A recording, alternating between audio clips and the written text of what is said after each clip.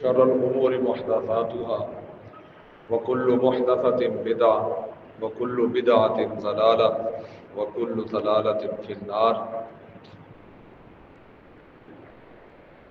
اللهم صل على محمد وعلى آل محمد وبارك سلم وصل عليه. أعوذ بالله السميع العليم من الشيطان الرجيم. بسم الله الرحمن الرحيم. والفجر وليال عشر.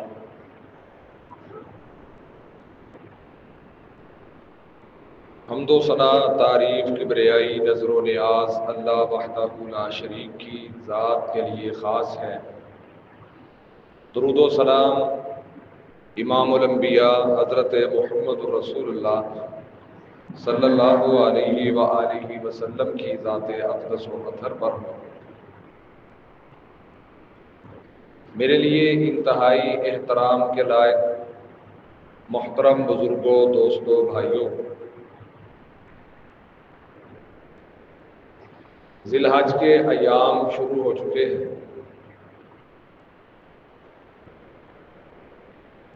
اسلامی کیلنڈر کے مطابق، جسے دوسرے لفظوں میں چاند کے لحاظ سے ترتیب دیے گئے مہینوں کا کیلنڈر بھی کہا جا سکتا ہے، آخری مہینہ ہے، 12واں مہینہ ہے۔ اس مہینے کی بڑی فضیلت ہے، اور خاص اس مہینے کے ابتدائی 10 دن اللہ رب العالمین نے ان دنوں اور ان راتوں کی بڑی فضیلت رسول اللہ صلی اللہ علیہ وسلم نے بھی بیان فرمائی ہے۔ اور یہی وہ دن ہے کہ جن دنوں میں 2 کام مسلمان کرتے ہیں۔ پہلا کام حج بیت اللہ کا ہے، جو پوری دنیا سے خاص مسلمان جن کو اللہ رب العالمین نے سفر کی استطاعت اور طاقت بخشی ہوتی ہے، وہ بیت اللہ میں جا کے، مکہ شریف میں جا کے حج بیت اللہ کرتے ہیں۔ اور دوسرا کام ان ایام میں قربانی کی جاتی ہے۔ دونوں کام، ان کی بڑی فضیلت، بڑا شان اور بڑا مقام نبی کریم صلی اللہ علیہ وآلہ وسلم نے بیان کیا ہے۔ ذی الحج کی سب سے پہلی اور سب سے اہم فضیلت یہ ہے کہ اللہ رب العالمین نے اسے حرمت والا مہینہ قرار دیا ہے۔ قرآن مجید میں اللہ رب العالمین کا فرمان ہے، اِنَّ عِدَّةَ الشُّهُورِ عِندَ اللَّهِ 12 شہرا۔ مہینوں کی گنتی اللہ رب العالمین نے جو مقرر فرمائی ہے وہ 12 ہے۔ سال میں 12 مہینے ہیں۔ فی کتاب اللہ یوم خلق السماوات والارض، جس دن اللہ نے آسمان کو تخلیق فرمایا، زمین کو بنایا، اس دن سے لے کر آج تک سال میں 12 مہینے ہوتے ہیں۔ منہا 4 حرم، ان میں سے 12 میں سے 4 مہینے حرمت والے ہیں۔ حرمت والے مہینے، حرمت والے دن، مطلب ان کا یہ ہے کہ یہ ایسے عزت، شان اور مقام والے 10 دن ہیں، یا یہ مہینے، حرمت والے مہینے ایسے شان اور عزت والے ہیں کہ ان مہینوں میں لڑائی کرنا، جھگڑا کرنا اپنوں میں تو منع ہے ہی، عام دنوں میں بھی نہیں منع، عام دنوں میں بھی منع ہے آپس میں لڑائی جھگڑا کرنا، لیکن ان دنوں میں کافروں کے ساتھ بھی لڑنا منع ہے۔ ہاں، اگر وہ پہل کرے تو پھر اس کا جواب دینا ہے، اگر وہ پہل نہیں کرتے تو ان پر پہلے اٹیک نہیں کرنا۔ یہ 4 مہینے رسول اللہ صلی اللہ علیہ وسلم نے ان کی تقسیم کو یوں بیان کیا ہے، اور یہ زمانہ جاہلیت سے، کیونکہ اللہ تعالیٰ نے قرآن مجید میں فرمایا ہے منہا اربعۃ حرم، 4 مہینے حرمت والے ہیں۔ ذی قعدہ، ذی الحجہ، محرم، یہ 3 مہینے اکٹھے آتے ہیں، ان کو حج کے مہینے بھی کہا جاتا ہے۔ اور چوتھا مہینہ رجب کا مہینہ ہے، سال میں آتا ہے شعبان سے پہلے، رجب کا مہینہ آتا ہے، 7واں مہینہ ہے، اسے بھی حرمت والے مہینوں میں رکھا گیا ہے۔ اللہ رب العالمین نے فرمایا ذالک الدین القیم، یہ مضبوط دین ہے، فلا تظلموا فیہن انفسکم، ان ایام میں تم اپنی جانوں پر ظلم نہ کرو۔ ذی الحج کی اس سے معلوم ہوا کہ فضیلتوں میں سے ایک بڑی فضیلت یہ بھی ہے کہ یہ حرمت والا مہینہ ہے۔ پھر ذی الحج کے ابتدائی 10 دن نبی کریم صلی اللہ علیہ وسلم نے فرمایا ہے کہ ابتدائی یہ جو پہلے ذی الحج کے 10 دن ہیں، 10 راتیں ہیں، جن کی اللہ رب العالمین نے قرآن مجید میں قسم دی ہے، والفجر، مجھے قسم ہے فجر کی، ولیال عشر، اور 10 راتوں کی قسم ہے۔ ان راتوں کے حوالے سے رسول اللہ صلی اللہ علیہ وسلم نے فرمایا ان سے مراد ذی الحج کی پہلی 10 راتیں ہیں، پہلے 10 دن ہیں۔ رسول کریم صلی اللہ علیہ وسلم فرماتے ہیں جو ان 10 دنوں میں، ان 10 ایام میں، ذی الحج کے یہ جو 10 دن ہیں، ان 10 دنوں میں کوئی بندہ نیکی کرتا ہے جو عام دنوں میں نیکی کرتا ہے، ان دنوں میں اس کی ہوئی نیکی کا اجر اللہ رب العالمین عام دنوں سے بڑھا دیتے ہیں۔ صحابہ نے عرض کی یا رسول اللہ صلی اللہ علیہ وسلم، عام دنوں میں ایک بندہ میدان جہاد میں جہاد کرتا ہے، مجاہد فی سبیل اللہ ہے، کیا ان دنوں میں کی ہوئی نیکی کا اجر اس مجاہد فی سبیل اللہ سے بھی زیادہ ہے؟ رسول اللہ صلی اللہ علیہ وسلم نے فرمایا ہاں جی، ان 10 دنوں میں کی ہوئی نیکی کا اجر مجاہد فی سبیل اللہ سے بھی اللہ بڑھا دیتے ہیں، مگر جو اللہ کی راہ میں لڑتے ہوئے جام شہادت نوش کر جائے، شہادت کا مرتبہ، شہید کی فضیلت، شہید کا مقام، ان دنوں میں بہرحال نیکیاں اس کا مقابلہ نہیں کرتی، باقی ہر نیکی سے زیادہ اللہ رب العالمین ان دنوں میں کی ہوئی نیکی کا اجر عطا فرماتا ہے۔ اب سوال یہ پیدا ہوتا ہے کہ وہ کون سی نیکیاں ہیں کہ جو ان 10 دنوں میں کی جائیں؟ پہلی بات جو اللہ رب العالمین نے قرآن مجید میں بیان کی ہے کہ ذی الحج کا مہینہ ان مہینوں میں شامل ہے جو حرمت والے ہیں۔ سب سے پہلا کام انسان کو چاہیے کہ اپنے نفس کا محاسبہ کرے۔ حرمت دنوں کی نہیں ہوتی، حرمت دنوں کے ساتھ جو چیزیں شامل ہوتی ہیں ان کی ہوتی ہے۔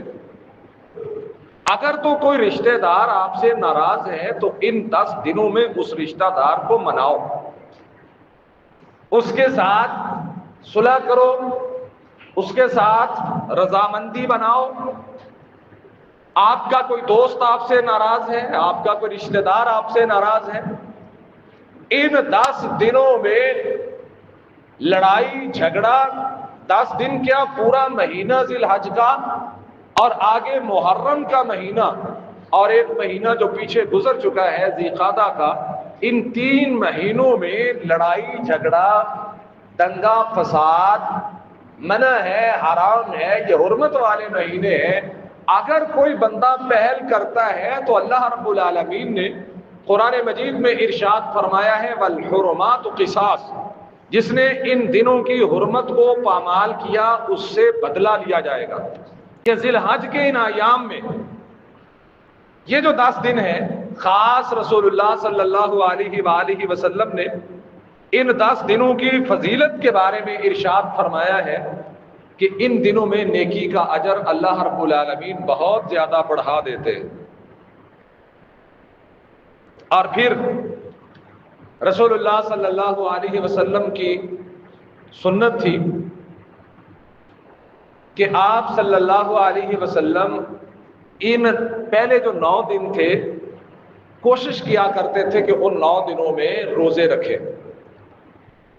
پہلی تاریخ سے لے کر 9 تاریخ تک اللہ کے رسول علیہ السلام کئی مرتبہ ایسا ہوا کہ آپ روزے رکھا کرتے تھے. معمول نہیں تھا، لیکن کئی مرتبہ آپ نے پورے 9 دنوں کے روزے رکھے. اب کوئی بندہ ان کے بارے میں سوال کرے جی ان کی فضیلت کیا ہے؟ فضیلت ہو یا نہ ہو، رسول اللہ صلی اللہ علیہ وسلم نے الگ سے ان 9 دنوں کے روزوں کا اجر بیان نہیں کیا، لیکن آپ اپنے ذہن میں یہ بات رکھیں کہ ان دنوں میں روزہ ہے، نماز ہے، نفل ہے، صدقہ ہے، خیرات ہے. کوئی بھی نیکی بندہ کرتا ہے تو عام دنوں سے اللہ رب العالمین ان دنوں میں کی ہوئی نیکی کا اجر بڑھا دیتے ہیں. لیکن 9 ذی الحج کا روزہ جو مسلمان رکھے گا اسے کہتے ہیں یوم عرفہ. جس دن حجاج کرام میدان عرفات میں جمع ہوتے ہیں، خطبہ حج ہوتا ہے، اسے یوم عرفہ کہا جاتا ہے. اب چاند دیکھنے میں، چاند کے نظر آنے میں فرق ہو جاتا ہے. کبھی ایسا ہوتا ہے کہ جہاں پہ حج ادا ہو رہا ہے وہ ایک دن پہلے وہاں پہ 9 ذی الحج ہوتی ہے، یہاں پہ ایک دن بعد میں 9 ذی الحج ہوتی ہے. تو ہم نے یہ حساب نہیں رکھنا کہ جب وہاں پہ حج ہوتا ہے ہم نے اس دن روزہ رکھنا ہے، نہیں، بلکہ ہم نے اس دن روزہ رکھنا ہے جس دن یہاں پہ 9 تاریخ ہوگی. اور اس دن روزہ رکھنے کی فضیلت نبی کریم صلی اللہ علیہ وآلہ وسلم نے یہ ارشاد فرمائی ہے کہ اللہ رب العالمین 1 سال کے پہلے اور 1 سال کے آئندہ گناہوں کو معاف فرما دیتا ہے. پھر 10 ذی الحج کا دن ہے. رسول اللہ صلی اللہ علیہ وسلم نے فرمایا اللہ کے نزدیک عظمت والے دنوں میں سب سے زیادہ عظمت والا دن یوم النحر ہے، کہ جس دن قربانی کی جاتی ہے، جس دن مسلمان قربانی کا فریضہ ادا کرتے ہیں. پھر رسول اللہ صلی اللہ علیہ وسلم نے فرمایا پھر اس کے بعد اگلا دن وہ فضیلت والا دن ہے. مطلب کیا ہوا؟ اس حدیث سے بات کیا سمجھ آ رہی ہے کہ یہ 10 دن سارے ہی فضیلت والے ہیں، لیکن وہ 10 ذی الحجہ کا دن جس دن دنیا بھر کے مسلمان قربانی کرتے ہیں، قربانی کا جانور ذبح کرتے ہیں، قربانی کرنے کے بعد اللہ رب العالمین ان کو جو قبولیت عطا کرتا ہے، پورا سال بندہ نیکیاں کرتا رہے، وہ قبولیت، وہ درجہ، وہ مقام پورے سال میں نصیب نہیں ہوتا جو اللہ رب العالمین 10 ذی الحج کو قربانی کرنے والے کو عطا کرتے ہیں. ایک شخص ہے اسے اللہ نے توفیق عطا کی ہے کہ وہ اپنی جیب سے 30-35 ہزار روپیہ قربانی کے لیے آسانی سے نکال سکتا ہے، تو اسے چاہیے وہ قربانی کرے. لیکن ایک بندہ اس کے پاس اتنی اماؤنٹ، اتنی رقم، اتنے پیسے نہیں ہیں، اس کے لیے کوئی ضروری نہیں کہ وہ قربانی کرے. اب قربانی اس کے لیے ضروری نہیں ہے، لیکن ایسے شخص کے لیے نیکی کے دوسرے دروازے بند نہیں ہوئے. وہ نمازوں کی پابندی کرے. وہ ان ایام میں، اب صحابہ کرام رضوان اللہ علیہم اجمعین کا معمول یہ تھا، مختلف روایات ہیں کہ ذی الحج کی پہلی تاریخ سے لے کر 13 ذی الحج کی عصر کی نماز تک وہ تکبیریں کہا کرتے تھے. ان دنوں میں اللہ اکبر لا الہ الا اللہ واللہ اکبر وللہ الحمد. اب بعض صحابہ سے یہ بھی منقول ہے کہ 9 ذی الحج سے لے کے 13 ذی الحج تک تکبیریں کہا کرتے تھے. اللہ کا ذکر کرنا ہے، آپ پہلی تاریخ سے شروع کر دیں، اور یہ تو ذی الحج کے ایام ہیں، عام دنوں سے زیادہ اپنی روٹین بنا لے اللہ کو یاد کرنے کی. وہ مسلمان ہی نہیں کہ جس کا کوئی دن بھی، کوئی لمحہ بھی، کوئی وقت بھی اللہ کی یاد سے غافل ہو۔ مسلمان نے تو ہر لمحہ اللہ کو یاد کرنا ہے۔ قرآن مجید میں اللہ رب العالمین کا حکم ہے، یا ایھا الذین آمنوا اذکروا اللہ ذکرا کثیرا، اے اہل ایمان اللہ کو کثرت کے ساتھ یاد کرو، وسبحوہ بکرۃ واصیلا، پہلے کہا کثرت کے ساتھ، پھر ارشاد فرمایا صبح کے وقت بھی اللہ کو یاد کرو اور شام کو بھی اللہ کی تسبیح بیان کرو، رات کو سوتے ہوئے بھی اللہ کو یاد کرو، دن کو جاگتے ہوئے بھی اللہ کو یاد کرو، ہر وقت اللہ کو یاد کرنا ہے۔ اور خصوصی طور پہ ذی الحج کے یہ ایام ہیں، آپ میں سے کسی کے پاس قربانی کرنے کی سکت نہیں ہے، پیسے قربانی کے نہیں ہیں، قربانی اس کے لیے ضروری بھی نہیں، لیکن اس کا مطلب یہ نہیں کہ اب قربانی نہیں کرنی تو اللہ کو یاد بھی نہیں کرنا۔ اللہ کو ہر لحاظ سے اور ہر لمحہ یاد کرنا ہے۔ اور رہی بات ان ایام میں قربانی کی، لوگ اپنے ہاتھ میں 50,000 کا موبائل فون لے لیتے ہیں، اعتراض نہیں ہوتا۔ لوگ سسرال میں یا دوستوں میں شادی پر جانا ہو، 35-40 ہزار، شادی کسی کی 40-50 ہزار تو بات ہی کوئی نہیں، صرف اپنے اور اپنے گھر والوں کے خرچے کی کہ جو شادی پہ کرنا ہے، بیاہ پر اتنے پیسے خرچ لیتے ہیں، کوئی اعتراض نہیں۔ اعتراض ہوتا ہے تو آ جا کے ان دنوں میں قربانی کے جانور پہ ہوتا ہے۔ کبھی آپ سے کسی نے پوچھا ہو کہ میں اپنی جناب میری بیوی کے بھائی ہیں، میں ان کی شادی پہ جا رہا ہوں، میں ان کی شادی پہ جاؤں تو کیا میں پرانے کپڑے پہن کے ان کی شادی پہ جا سکتا ہوں؟ کبھی کسی نے پوچھا ہو آپ سے کہ میرے سالہ صاحب کی شادی ہے، میرے بھائی کی شادی ہے، میرے رشتہ داروں میں میرے چچا کے بیٹے کی شادی ہے، میرے مامے کے بیٹے کی، میری خالہ کی بیٹی، میری پھوپھی کے بیٹے، میرے دوست کی شادی ہے، میں نے اس کی شادی پہ جانا ہے، میرے پاس پیسے نہیں، میں قرض لے سکتا ہوں؟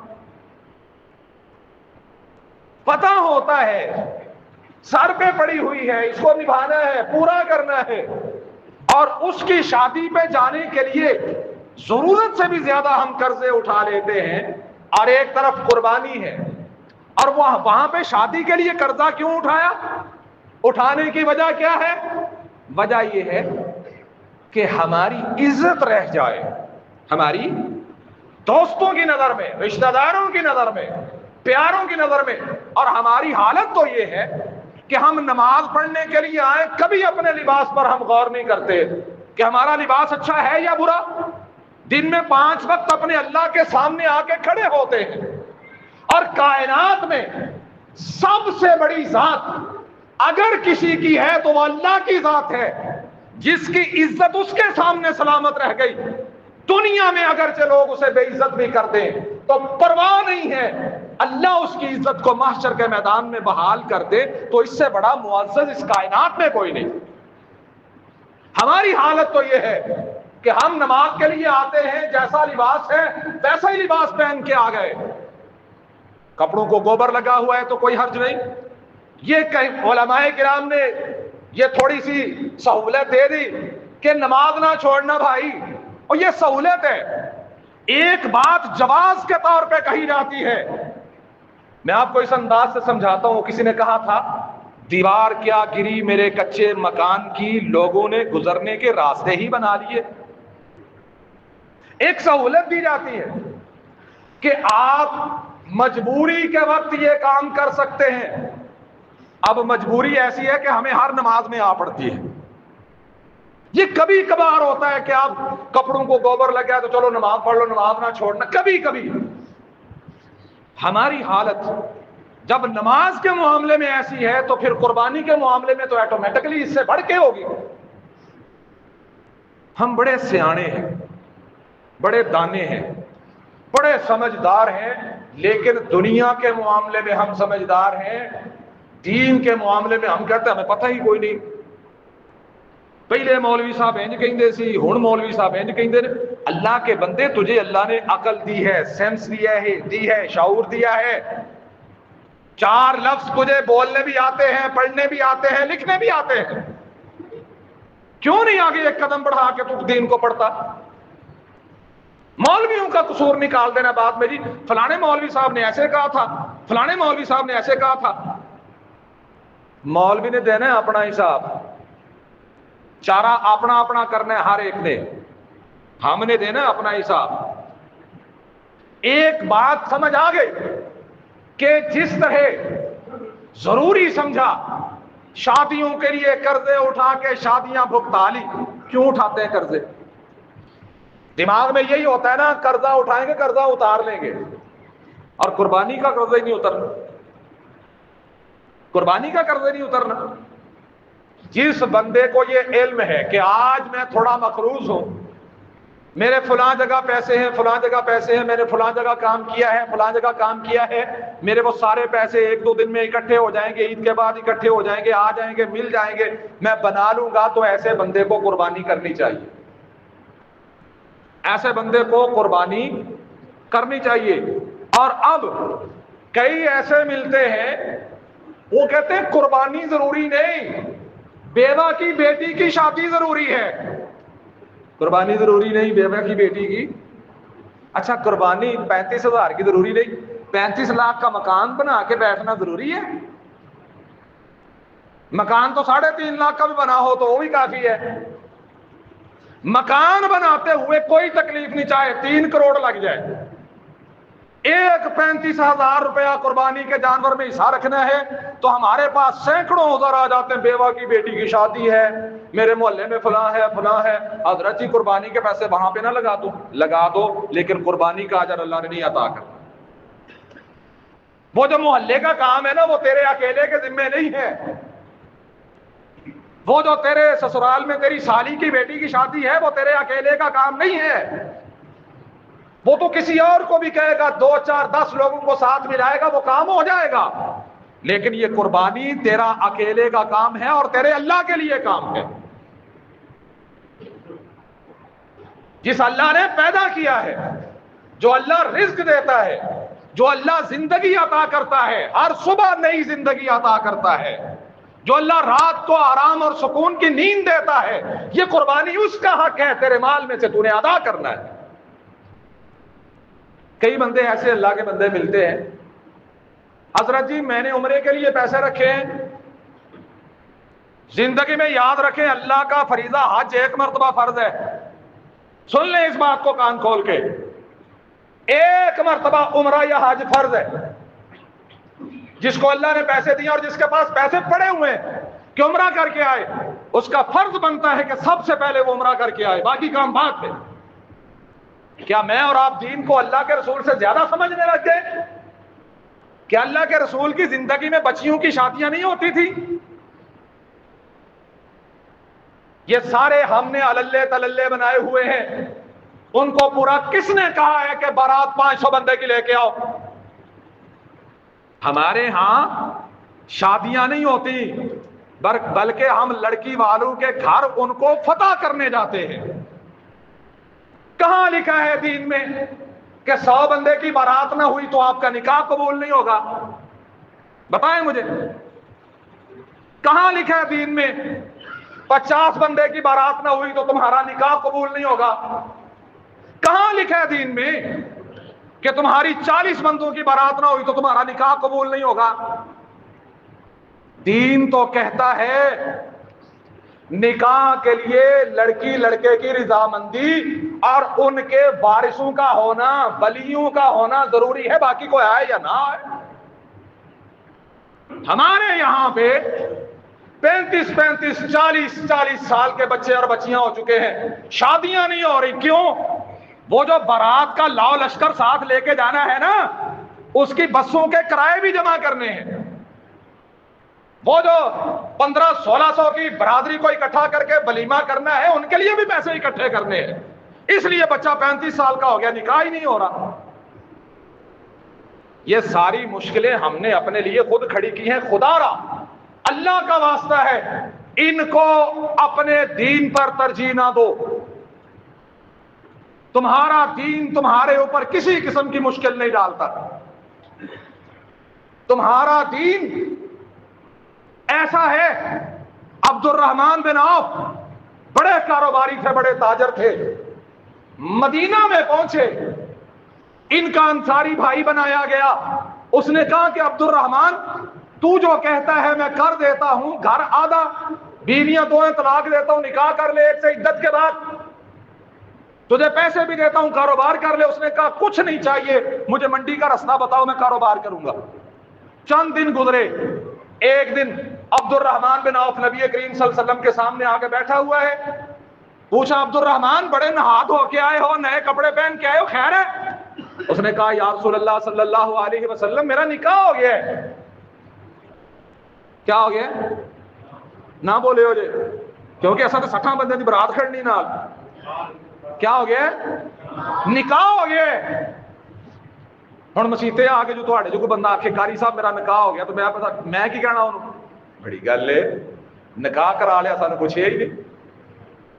ارے بھائی تو کون ہوتا ہے کہ تجھے پوچھا جائے؟ رحمت عالم صلی اللہ علیہ وسلم نے کچھ نہیں پوچھا. فرمایا عبد الرحمن اب ولیمہ کر. کوئی عبد الرحمن پہ اعتراض نہیں کیا, کوئی گلہ نہیں کیا, کوئی یاری کا شکوہ نہیں کیا. عبد الرحمن تو میرا یار کیسا ہے, تو نے اپنی شادی پہ بھی بلانا گوارا نہیں کیا. اللہ جانتا ہے ہمارے ہاں شادی پر نہ بلانے کی وجہ سے ناراضیاں ایسی پیدا ہوتی ہیں کہ نسل در نسل چلتی ہے. یہ دین نہیں ہے. دین یہ ہے کہ عبد الرحمن سے کہا عبد الرحمن تو نے اب شادی کر لی ہے, اب ولیمہ بھی کر, چاہے تیری توفیق 1 بکری کی کیوں نہیں. آج دین 50,000 سے ولیمہ پیا ہوندا جے,